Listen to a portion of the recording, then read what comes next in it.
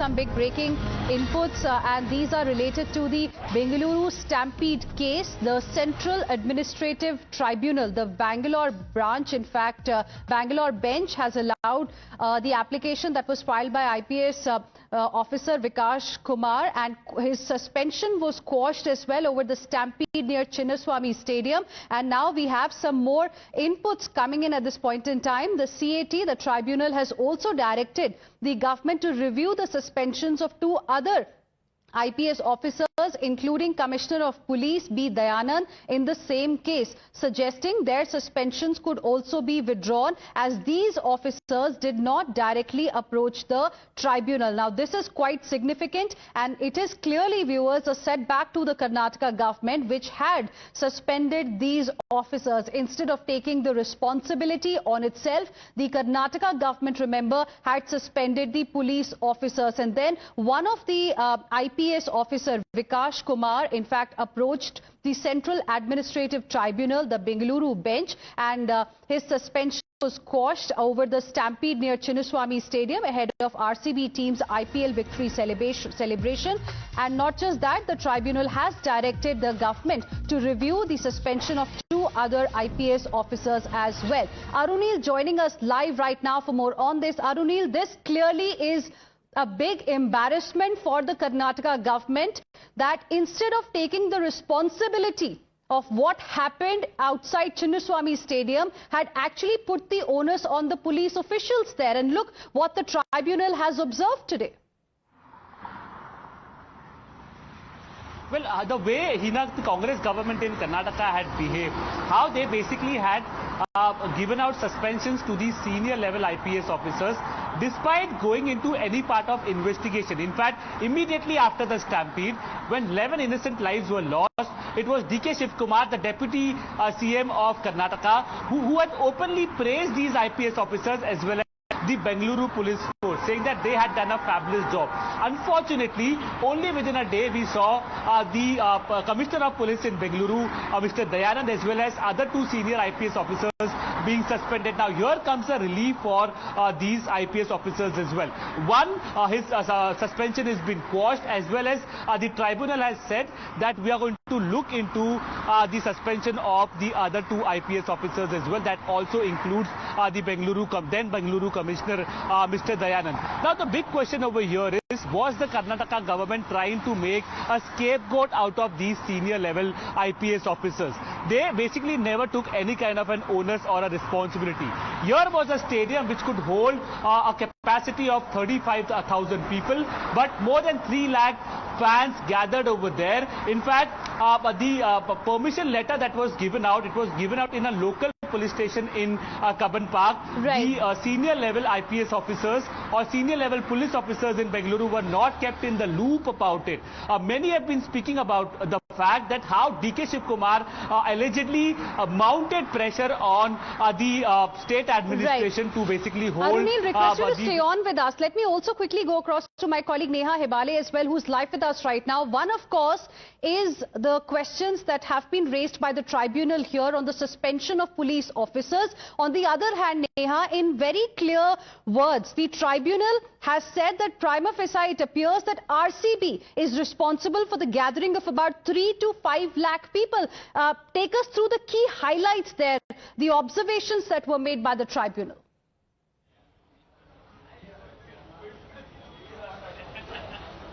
Well, yes, Hina, of course, I'd just like to read out one line here from, the tribunal's order, which very clearly, in fact, goes on to say that it appears from, in fact, the perusal of the order, that it's mentioned that pending inquiry found there's been a substantial dereliction of duty.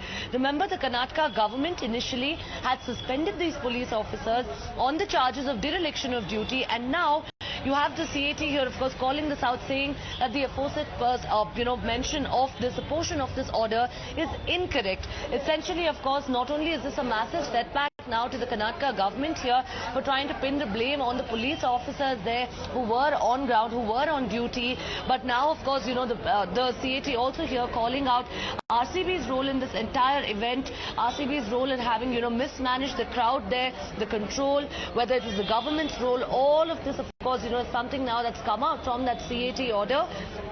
big relief here to the police officers, of course, in concern, given that, now, of course, their suspensions are going to have to be reviewed by the Karnataka government. Right. Stay on with us, Neha, as well as Arunil. We have my colleague Sid also now joining us on the broadcast. Siddharth, now the bench, I was just looking at the details here. The bench observed, one, that police did not get time to make arrangements for crowd management since RCB suddenly posted about the event on social media platforms without seeking prior permission. They've also mentioned words like they are neither god nor magician. Also, they do not have magic powers like Aladdin ka Chirag, which was able to fulfill any wish only by rubbing a finger. Very, very important points being made. Take us through the key highlights that you have with you. Absolutely. So the paras that you just highlighted, Hina, towards the end of this particular order, where the tribunal has absolved the police of any responsibility for what happened on the day of the stampede. But here's a damning paragraph from that very order,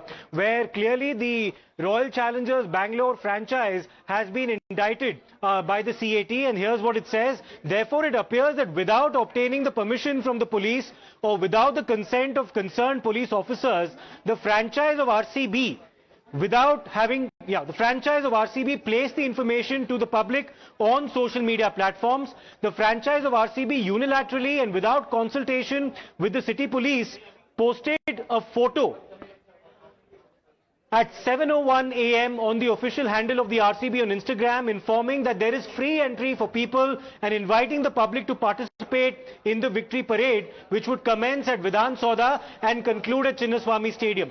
The second post on Instagram was made at 8 a.m. reiterating the information. Subsequently, on the 4th of June 2025 at 8:55 a.m., the RCB shared the video clip of Virat Kohli on RCB's official handle, in which it was stated that the team intends to celebrate this victory with the people of Bengaluru city and RCB fans on the 4th of June 2025 after the team returned to Bengaluru.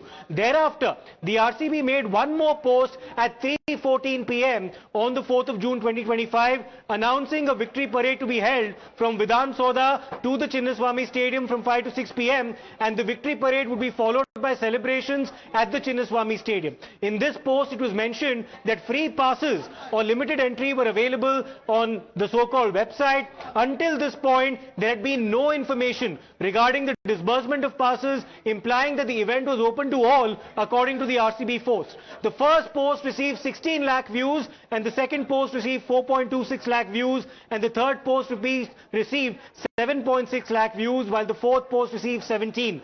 The aforesaid action of the RCB led the public gathering of immense proportion, exceeding 3 lakh individuals. So therefore, responsibility being placed on the franchise for having put out these social media posts, therefore resulting in a situation where the expectations of fans were exceeded. They all turned out in large numbers, way out of proportion to the 35,000 people that the Chinnaswamy Stadium could actually accommodate. But this is very interesting, Siddharth. The way the details are now emerging, like you mentioned, tribunal literally has absolved the police of any responsibility here. RCB clearly has been indicted. If you will recall, when this story first, came out, we also got reports suggesting how the cops had told the government there that they do not really have the wherewithal to have this kind of an event at this point in time at such a short notice. My question is, who then perhaps allowed RCB to prevail in this case? Is there for anything, any specific observation with regard to the role of the government here that has been made in this order by the tribunal? Yeah, so Hina, if we actually go through the order towards its end, there's responsibility placed on the government for having suspended these police officers without having done their due diligence. So essentially the order concludes that there was no dereliction of duty as far as the police were concerned in this particular matter.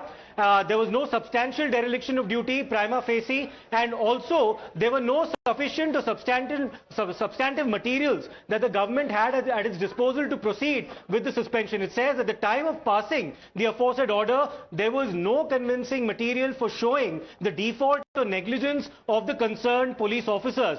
So therefore the suspensions have been revoked with the complete restoration of all the benefits that these officers are entitled to. But the important point here, Hina, is that the state government of Karnataka also ordered a magisterial inquiry in the immediate aftermath of this particular stampede. The findings of that particular inquiry are yet to be made public because the inquiry is still ongoing. And that inquiry, according to, of course, the terms of that particular inquiry, will, of course, go into who actually was responsible for that large gathering and whether or not there would be any government negligence as well. So we'll have to wait for that particular order to come out once that inquiry concludes. But for the time being, of course, each of the police officials who had been suspended by the Karnataka state government will be restored their duties as well as their due benefits. Their suspensions have been categorically revoked. There's been no dereliction of duty that's been found. Right. And there's been no criminal negligence on their part. Very importantly, the responsibility for that gathering has been placed entirely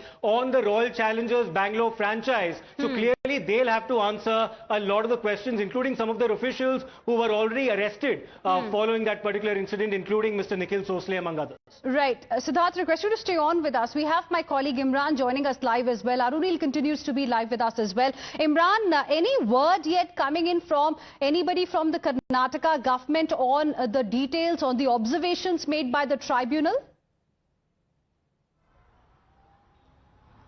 Well, the Karnataka government legal advisor XL in charge has informed us that the government is upset over the CAT tribunal, and they said that they had overreached as far as the judgment is concerned, and also at the end of the judgment they have asked that to reinstate other officers too. So they said that it was no business of the CAT tribunal to make such observation. They have decided to challenge it in the High Court of Karnataka. Revoking the suspension of the officers and reinstating the IPS officer Vikas Kumar, that is will be challenged by the government in the Karnataka High Court, is what the government sources are informing us. Just now we got the information. They have asked the DGP to prepare a cause list for it and challenge it in the High Court to go against CAT's tribunal's order, is what the government sources are informing us.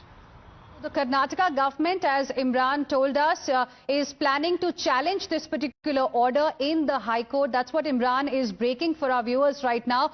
So clearly, we'll have to see how things move ahead in this particular case, Imran. But like Siddharth was also mentioning, that a magisterial inquiry was ordered following the stampede. What happened to that? How soon can we expect a report? Well, there are parallel investigations happening in the stampede which happened in Bengaluru, and we are right now in Vidhan Soda, where in fact the first event happened, and after that the second event happened in Chinnaswamy Stadium. The stampede happened at the Chinnaswamy Stadium, where there is a magisterial inquiry which is inquiring into that. That report will be submitted in July 17th. They were supposed to submit the report last month, but they sought more time to complete the inquiry, so that extension of given time has been given. On July 17th, the report will be submitted. Beyond that, there is a suo motu case. High Court is hearing this matter, which is coming up on 14th of this month, which is High Court is coming.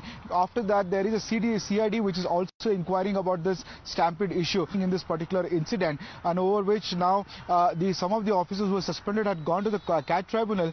CAT has said that they have to be reinstated, but the government says that the CAT has overreached as far as judgment is concerned, and they're going to challenge it in the High Court, the revoking of suspension. So the Karnataka government is not letting go of it. They will challenge the suspension in the High Court, is what the legal cell in charge is informing us. Right. They also asked the DGP to prepare a complete list of it and challenge it in the High Court. So the government is not letting it down. They're saying that the officers are responsible, and they have been what decision they have taken to suspend them was a measured decision, and they have liable for suspension, and the CAT cannot overrule that. All right. Thank you very much, Imran, Neha, Arunil, as well as Siddharth. Appreciate all of you for joining us with all of those details. Heading into a very, very short break right now. We'll be back with lots more. Don't go anywhere.